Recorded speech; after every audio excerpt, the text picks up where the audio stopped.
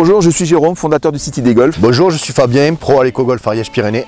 Aujourd'hui, on va parler d'un domaine où les gens n'aiment pas trop s'entraîner, mais c'est quand même un des domaines les plus importants, c'est le putting.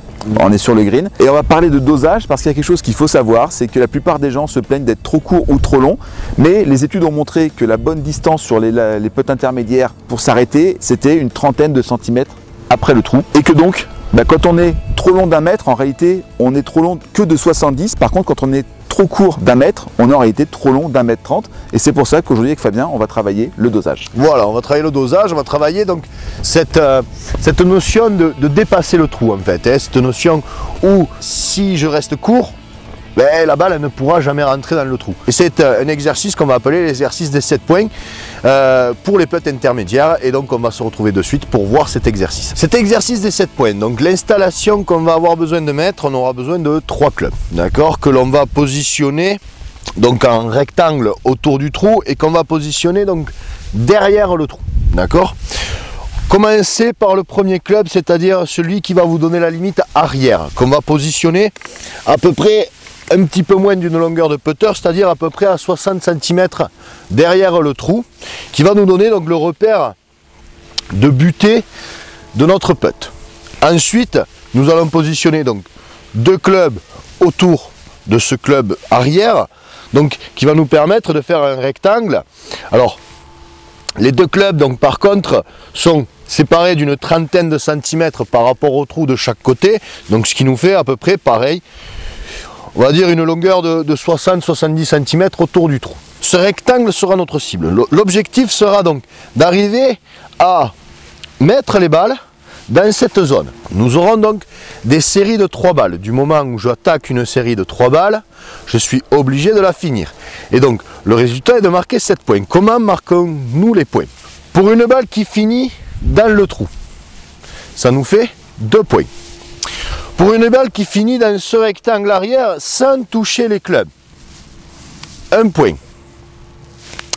Une balle qui finit devant le trou nous fait marquer moins 1 point. Et une balle qui touche le club et qui reste 0, par contre une balle qui touche et qui sort du carré, mais là ça fait moins 2 points. Je vais attaquer ma série. Ma première série de 3 balles et je vais voir combien je fais. Tant que je ne suis pas arrivé à 7 points, je continue. Je compte mes points, mais par contre, comme je vous ai dit, si j'attaque une série de 3 balles et je fais 7 points et qu'il me reste encore 2 balles, il va falloir quand même que je finisse et que je garde ces 7 points avec les 2 balles qui me restent. Du moment où j'attaque une série de 3, je suis obligé de la terminer. Donc ça nous fait travailler le dosage sur ces putts intermédiaires où on doit dépasser le trou, mais ça nous fait travailler aussi un petit peu l'aspect mental du putting, où quand on commence à avoir un putt important, d'arriver à canaliser un petit peu la pression que l'on peut avoir. Donc j'attaque ma première série de 3 balles là par exemple, donc je prends quand même le temps et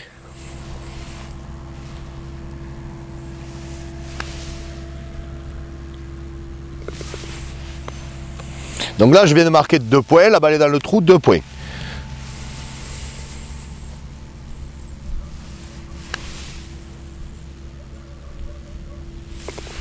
« 4 points. «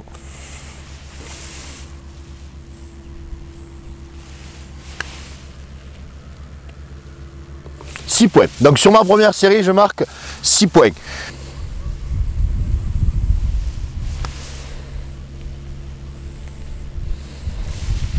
Donc voilà, là je viens de marquer 7 points.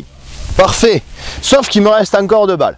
Mais à moi maintenant de garder toujours cette attention pour soit maintenir, soit encore mieux améliorer mes 7 points.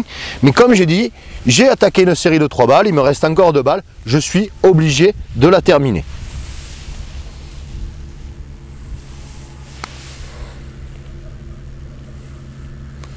Donc là, celle-là fait 0 puisqu'elle a touché les clubs, mais elle n'est pas sortie, donc je reste à 7 points.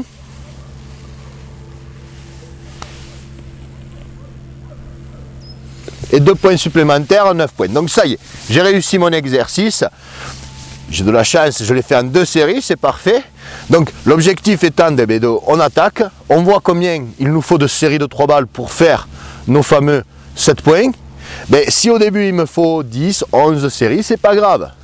Et il faut s'habituer à toujours aller chercher le trou, à toujours dépasser le trou. Ensuite aussi, je peux varier la distance du tee. Là, je me suis mis à 5 mètres. Mais au début, je peux me mettre d'abord à 4 mètres. Puis je me recule à 5, 6 mètres, 7 mètres. Et pour les meilleurs d'entre vous, on peut même reculer jusqu'à 10 mètres. On va dire que là, on arrive au maximum des putts intermédiaires, voire même longs. Donc, si j'arrive à être très performant sur ces putts-là, que je me donne toujours aussi une chance de rentrer ma balle, mais vous verrez que vos scores s'amélioreront parce que vous laisserez toujours une chance, non pas de faire 2 putts, mais de rentrer le premier putt. Et si j'arrive à bien maîtriser mon dosage, même si je dépasse le trou, qu'est-ce qu'on voit? C'est que presque mon deuxième putt, il est quand même donné. Donc, au maximum, je ferai 2 putts. Voilà, donc si vous voulez aller plus loin avec Fabien, il a encore plein d'exercices à vous montrer sur le putting. Cliquez sur le bouton qui apparaît là sur cette vidéo. Tout de suite après, vous le retrouvez sur le site privé où il va vous montrer tout ce qu'il faut savoir pour devenir excellent en putting. C'est la formation Putting Excellence. Voilà, donc cliquez sur le bouton qui est situé sous cette vidéo et on vous dit donc à tout de suite sur le site privé. À tout de suite.